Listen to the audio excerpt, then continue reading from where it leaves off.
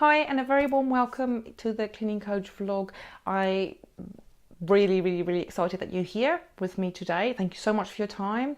Today we're going to discuss customer complaints and how the best way is to deal with it very quickly, nip it in the bud, and actually not have so much stress when it comes to customer complaints. By way of induction, I'm Ilse Whiteman. I've run a successful cleaning company for 12 years and I'm now the creator of the Cleaning Coach Training Academy.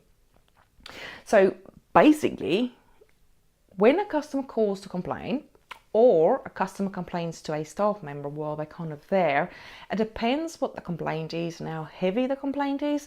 But basically, your reaction to the complaint and what you do about it, it's like the be all end all. It's like the biggest thing ever.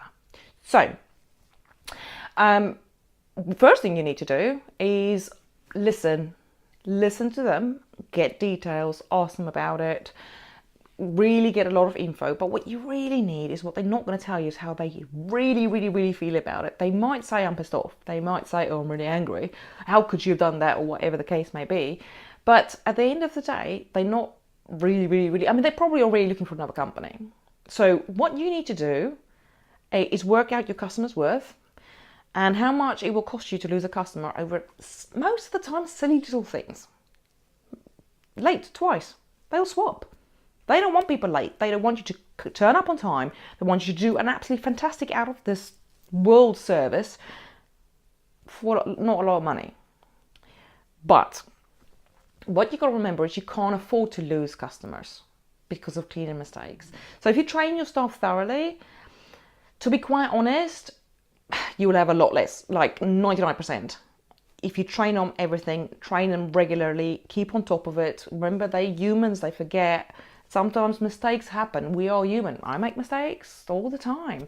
I don't know if you watched my last video, but I think I've made about 4 mistakes, but that's life. I'm human, and some things can be accepted and some things can't.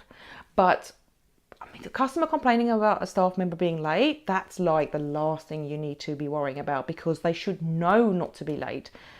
Sometimes there's extreme circumstances, like basically they were maybe in a car accident. I don't want to jinx anybody, but something serious happened, then, fair enough.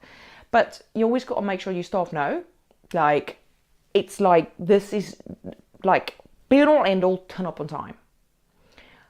So when a customer calls and complains, the first thing you should do, listen to them, take in. Don't be on the defense. Don't go, well, it doesn't matter because she, blah, blah, blah. Don't.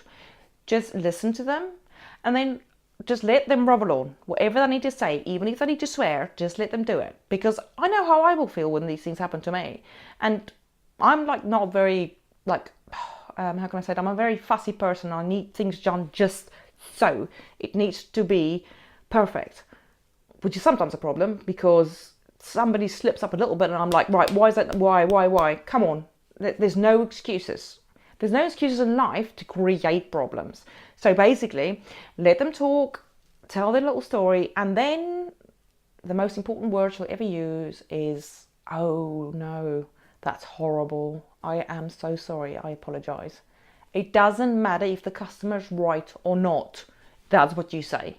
Because that, if it's a really angry customer, will diffuse the situation straight away. Straight away they'll be, oh, okay. Because if you call, say for instance, like my phone bill came in and for some reason they charged me extra 20 quid, which I still don't even know why. I was down to a poor person on the other side, which is not even his fault because it's the company. And then they actually gave me stick back. They actually said, well, you shouldn't talk to me like that.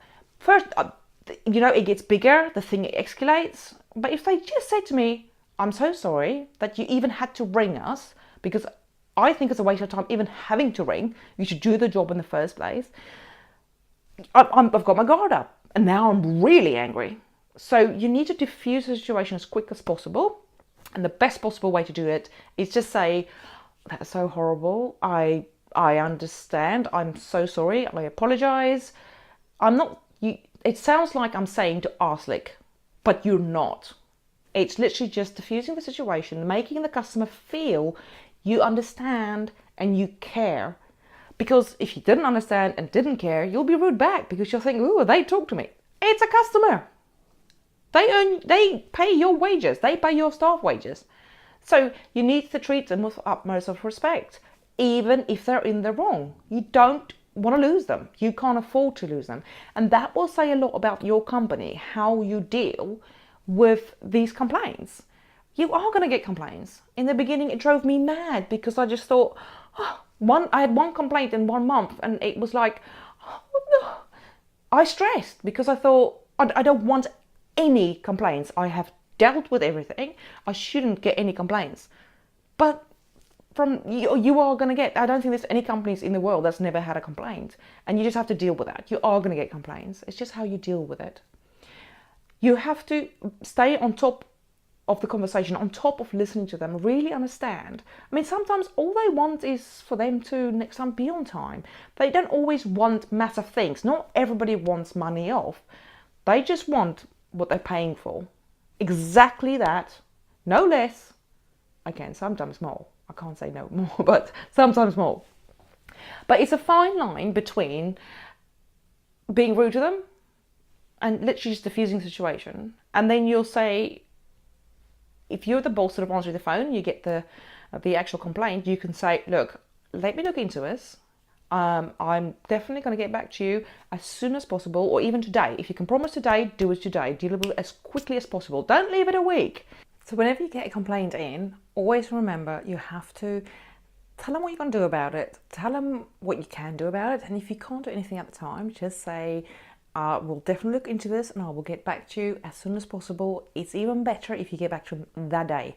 That day they're thinking about it. That day they made the complaint, so they want to kind of like deal with it and get it out of the way. Don't let them wait a day, 2 days, 3 days, 4. Just deal with it as soon as possible. And that way the problem's dealt with. It's kind of gone. You can move on.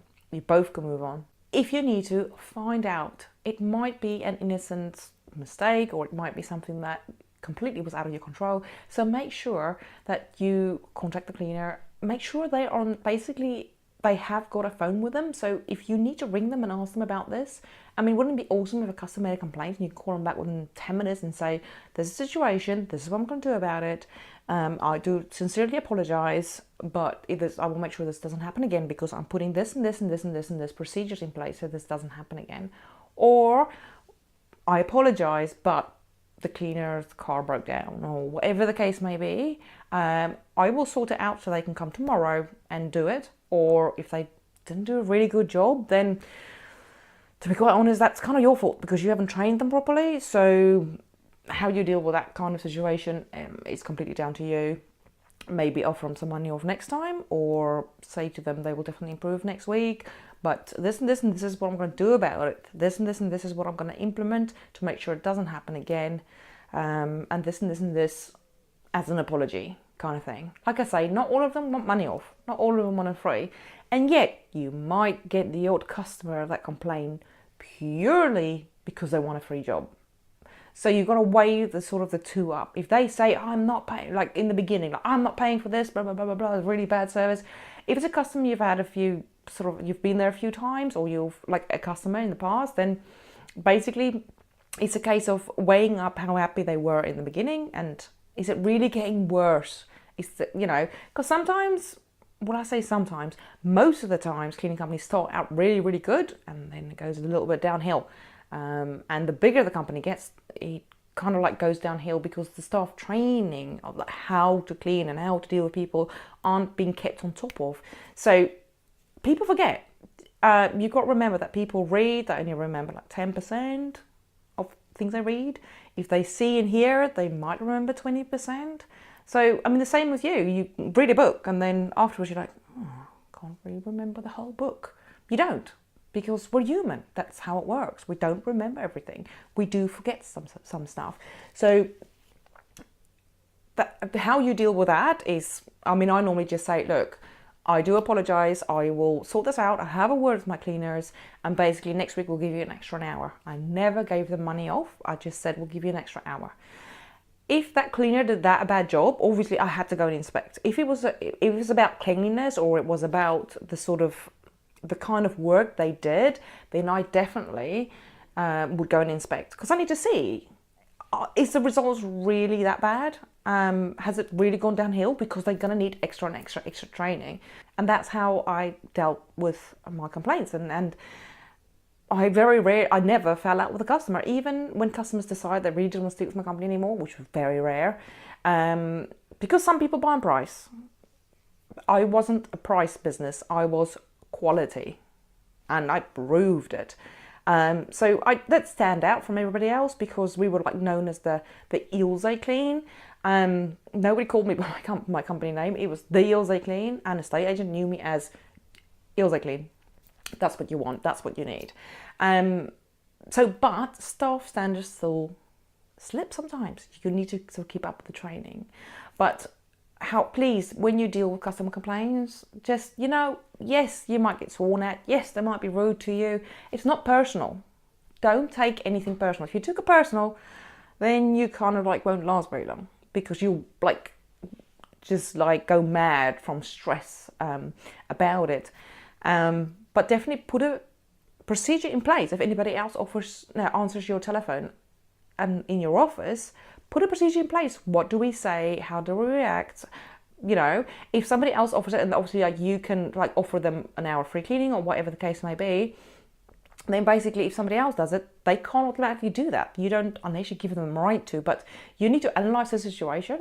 So basically they need to take notes on what was wrong, blah, blah, blah, blah, blah, figure out what problem, find out from the cleaner, investigate if need to be, and then you get back to the customer. It always looks better if the boss gets back to the customer, and it looks like you care. No, you do care, because you have to care, because they paid the bill. They're the boss. So as far as is dealing with customer complaints is concerned, even if I email in, have a set email already, sort of set out, saying, so sorry, I apologise, that's really horrible that you had to actually even go through that. I do apologise. Okay, don't apologise 2 or 3 times, because it might seem like you were a bit sad. But basically just let them know that you can feel them. You feel them, and you will do it, and you will sort it out, and you will find a way around it, and you will give them a solution. And you will put something in process to stop that from happening again, because you don't want the same complaint from 10 customers. Seriously, you want to nip it in the bud quite quickly, and make sure all your cleaners know about that complaint. Look, girls, we just had this complaint in. Let's not let it happen again. This is what we're going to do to make sure it doesn't happen again, because I don't want 20 customers calling me about the same problem, because all you're going to have then is problems and problems and problems and complaints. And that's all you're going to be dealing with is problems and complaints. So just make sure you have a procedure in place how we deal with complaints. And you have to talk to your staff and say, if they're on a job and a customer complains to them personally, how should they deal with that? If a customer comes, I can't believe what you bloody done last week, blah, blah, blah, blah, blah. You need to train them. They can't go, well, go away. Polite, that was very polite. They can't say that. They have to own it. Take responsibility if you've done something wrong. Apologise and ask them, what can I do to make this better? You have to train them. Yet again, fake it. You can't have your staff members swearing at your customers, because you'll lose them. Or you'll get a customer just going somewhere else. But so you need to train your staff on how to deal with it when they get to a customer, when they're in the house. To be quite honest, 80% of the time they probably won't. They just switch. They won't even tell you. You will never know as a business owner. They'll just switch. Very odd customer will complain because they want money off. They want their money back, actually. But at the end of the day, if you train your staff in the beginning and say to them, look, doesn't matter what the customer say to you, you'll just say, I'm sorry, just own what you've done. I'll talk to whoever the boss is, whoever's in charge, my supervisor, and I will ask them what we can do about that, or how we can sort it out, or how we can make that better for you. And because sometimes, unfortunately, we get angry, but you can't get angry. Not when losing a customer is at stake. That's a lot to lose. So just remember to train your staff to how to deal with them. And if you ever feel too overwhelmed, like listening to me and think, oh, how am I going to do this? Please don't. This took me years. It didn't take me like one day, oh, I know what I'm going to do. I'm going to have to train my staff on this, and I'm going to have to train how, what, where. It is overwhelming, and there is a lot, but only because I had a lot of complaints I had to deal with. And you might be thinking now, well, I don't get a lot of complaints. That's fine. It depends how many staff you had. It depends how many staff members you have to deal with on a daily basis, how many customers. It all depends. But all staff that came into my business knew exactly what I expected, how, when, where, with what, because my reputation. They had to live with my mission statement. They had to have the same values as me. And I needed to get that across. I will also say that my staff felt very valued because I really invested a lot of time in training.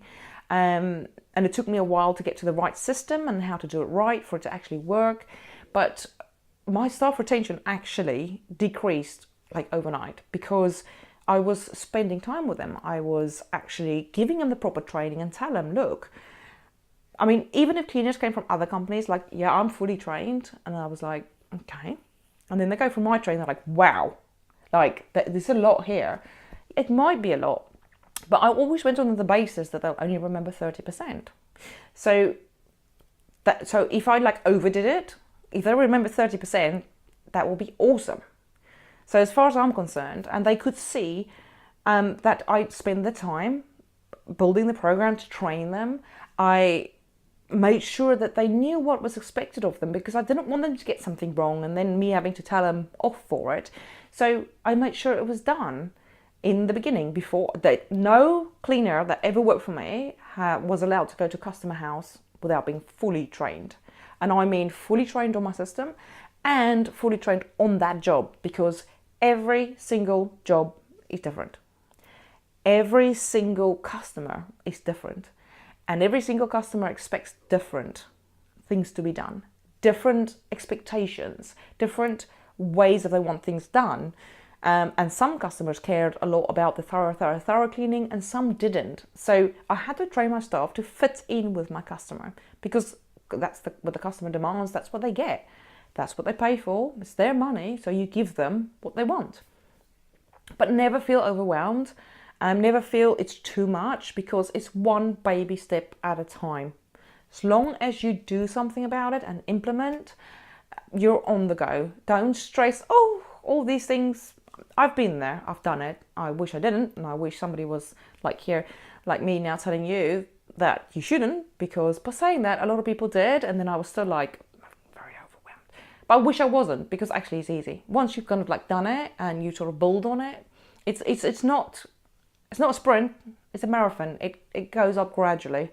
You don't try to sprint because you're never going to get there. You will be way too overwhelmed. So, and I guess I'm going to cut it short now because I'll just talk kind of like forever on this. But I would just like to thank you for watching this. Thank you for being here with me. Obviously you're like me and you seriously want to grow your business. And I really value the fact that you're here and giving me your time. I would love, however, for you to please leave me a comment if there's anything I'm going to help you with to do with staff training, how to train. It doesn't matter as long as it's sort of staff training. And please remember to thumbs me up and definitely subscribe. That'd be very much appreciated. So I will see you next week. Bye.